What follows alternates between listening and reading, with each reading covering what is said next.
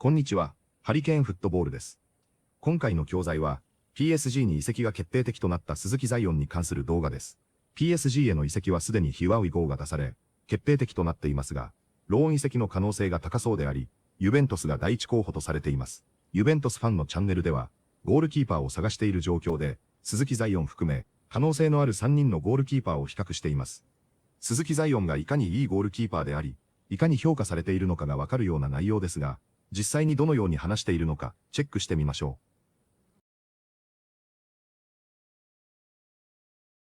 う。Boy, oh boy, what's going on in the world of Juve? Prepare yourselves for this week, for Juve to be linked with every living goalkeeper under the sun. Every single day, every single hour, Juve will be linked with a brand new goalkeeper. After Di Gregorio reminded the whole world on the weekend, I'm not good enough, and you're making the biggest mistake you can ever make by starting me against Frosinone, Juve are on the hunt for a brand new goalkeeper. Let's get into it. Make sure to subscribe. There's three names. One that Juve is heavily linked with, and he is available. The other name is a goalkeeper that is available, but nobody understands what's really going on because it's become a three-way negotiation between Juve, Parma, and PSG. And the third name is one that popped out today morning. And in my opinion, he's attainable. And in my opinion, he might be the most exciting profile if he was to come to Juve. Let's get started off with Trubin. I just feel like at the moment, with like 2 to 3 weeks to go of the summer transfer window, I don't think the good players are available anymore unless you pay a premium price. Why? No club is going to sacrifice their foundation, their goalkeeper, their defenders, their midfielders, their goal scoring strikers when the domestic league starts in 2 weeks. If I'm going to sacrifice to you the striker that I've built my entire preseason around, I've built my entire league objectives around, and I'm going to sell him to you with 2 weeks to go before the campaign starts, you need to compensate me. You need to compensate me because why didn't you come last month when preseason hadn't started? Why didn't you enter negotiations with me during the World Cup? You've come to me now with 2 weeks to go, so you need to compensate me and pay me a premium. I promise you, if you go to Aston Villa now and tell them, you know what? We're willing to pay you that 15-20 million that you asked us a month ago for Emiliano Martinez. Emery will laugh. Unai Emery will genuinely laugh because he'll look at Juve. He'll look at Juve's board and say, last month he was 20 million. He's now 30 million. It's not because we value him at 30 million, but as of now, as of the present time, he is a 30 million goalkeeper to us. Why? Because if we got rid of Martinez a month ago, our two backups, James Trafford, he's gone to Leeds. Suzuki, he's going to PSG. So you're now screwing me over. I now need to go into the market and find a team that's willing to sell me their goalkeeper. And I promise you, they're going to charge me a premium. So you need to compensate me because I need to compensate them. This is what happens when your priorities are all over the place going into the summer.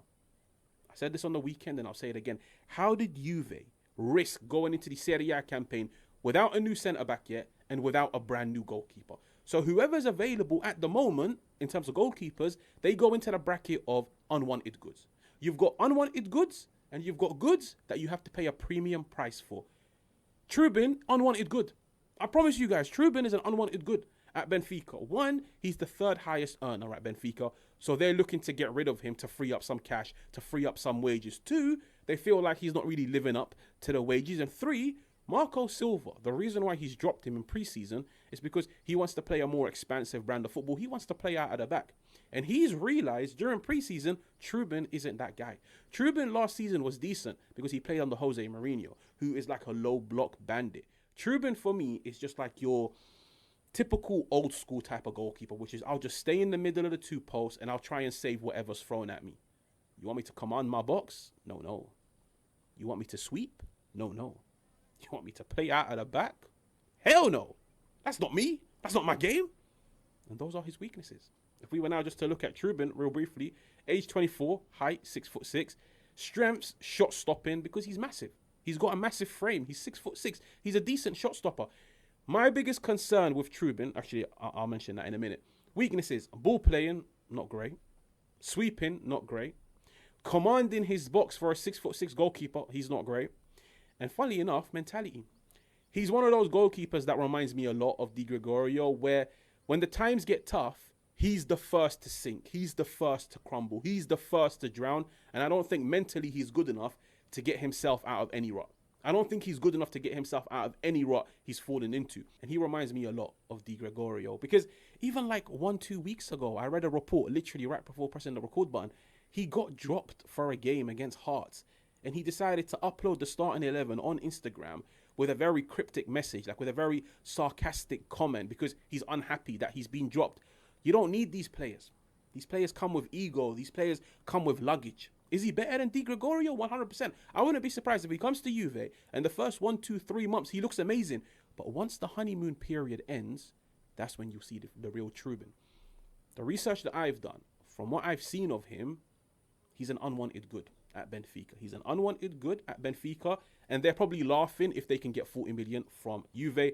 I personally would stay away, but I feel like at the moment, Juve are targeting unwanted goods. Because guess who's another unwanted good that Juve have been targeting? Vicario. De Zerbi has made it crystal clear.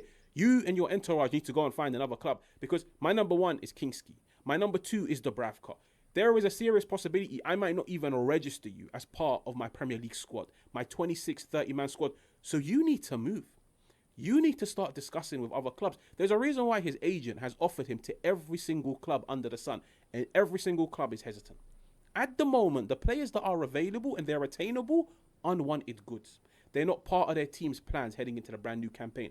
And for me, Trubin is one of those. I think they'll still utilize him because they haven't signed the goalkeeper, but it's safe to say the brand new coach is not impressed by him because he wants to play a modern way. Spalletti wants to play a modern way. Let's go on to the next name, Suzuki. Suzuki, for me, at the moment, it's like a 3-way tug of war. PSG, Parma, Juve. Why? Juve wanted him, but they couldn't agree terms with Parma. PSG wanted him, they agreed terms with Parma, but where the problem is, Suzuki is questioning the move to PSG because he's like, listen, I'm on fire. I had a good World Cup campaign. I've had a good 1-2 seasons in the Serie A. I don't want my development to be stunted. I don't want to go to PSG and just sit on the bench. I don't want that. I want to continue playing week in, week out. I want to continue to grow. I want to gain more and more experience. At the moment, where the biggest hiccup is, PSG want him, but I don't think they can guarantee him any minutes. Why? Because Savinov is doing a good job. Savinov is doing a good job, but where the problem is, they're planning for life after Savinov. And that's what the best of teams do. Savinov at the moment is doing the job. And I promise you guys, no club in the world of football wants to change its foundation season after season after season. I said it on the weekend. Goalkeepers, they don't move that much. Good goalkeepers, they stick around 5, 6, 7, 8, a decade, 10 years. They don't move. Clubs don't cash in on their goalkeepers. Once you've built a strong enough foundation, you keep it, and then you move on to the midfield. Once you build a strong midfield, you move on to the attack.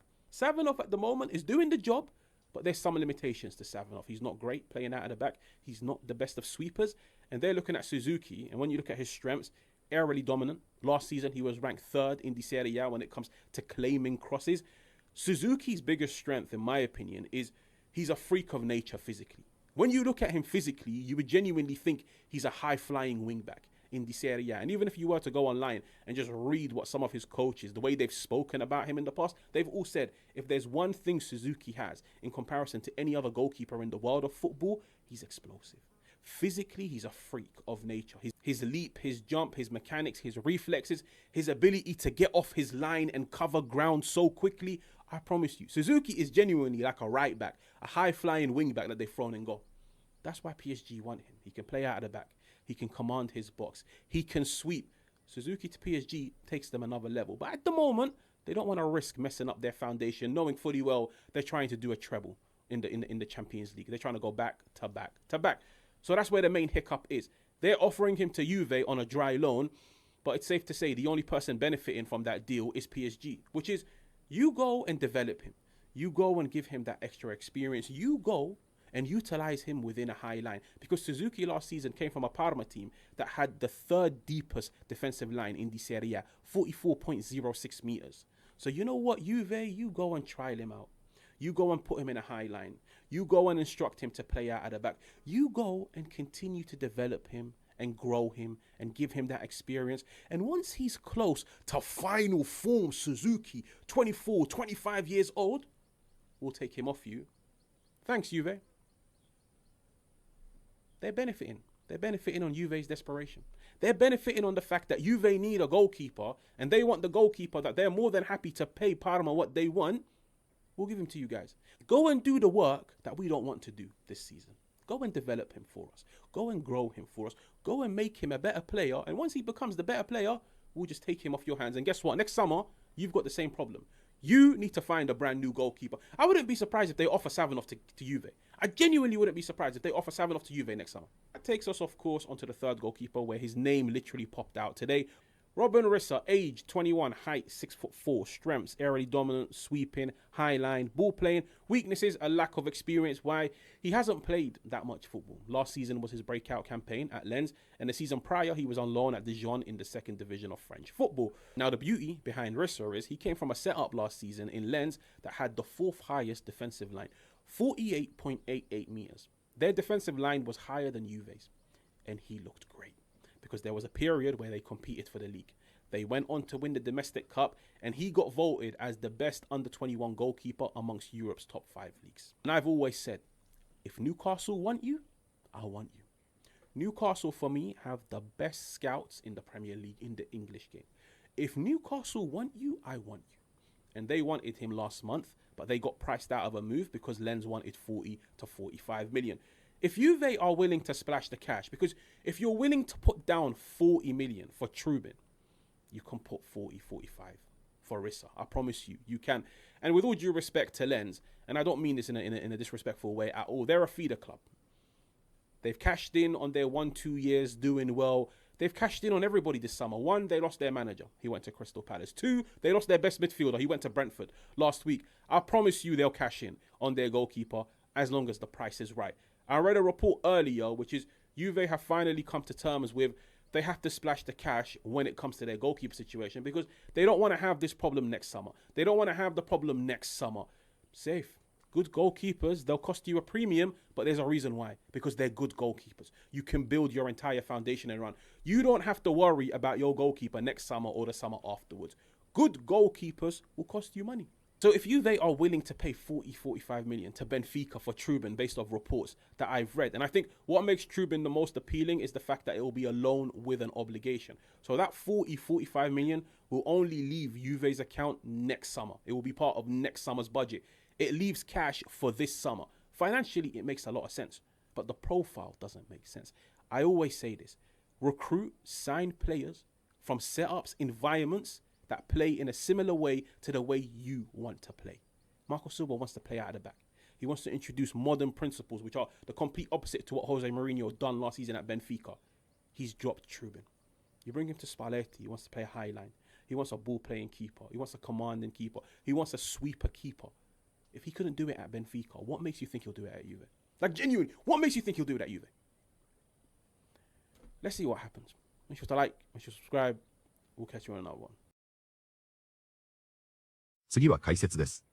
今回は、サッカーの文脈や、特定の状況で使われるような表現や、比喩的な表現を主に解説していますので、本日の解説をチェックしてみましょう。2, they feel like he's not really living up to the wages and live up to は、期待に応えるや評判に見合うという意味の表現です。特に live up to expectations で期待に応えるという意味になり、非常によく使われます。live up to the hype なら、前評判に応えるという意味になります。スポーツでは、新加入選手や期待の若手についてよく使われる表現です。期待されている水準まで到達するというイメージで覚えるとわかりやすいです。2, they feel like he's not really living up to the wages and 2, they feel like he's not really living up to the wages and who is like a low block bandit. バンディットは本来盗賊や山賊という意味の単語です。ただし、今回のローブロックバンディットは本当に犯罪者という意味ではありません。サッカーでローブロックを頻繁に使う監督を冗談っぽく表現しています。日本語ならローブロックの常習犯のようなニュアンスです。英語ではこのようになんとかバンディットして、あることを頻繁にする人をからかう場合があります。SNS や YouTube など、かなりカジュアルな英語で見かける使い方です。フォーマルなサッカー記事というより、ファン同士の会話に近い表現です。Who is like a low block bandit? Who is like a low block bandit?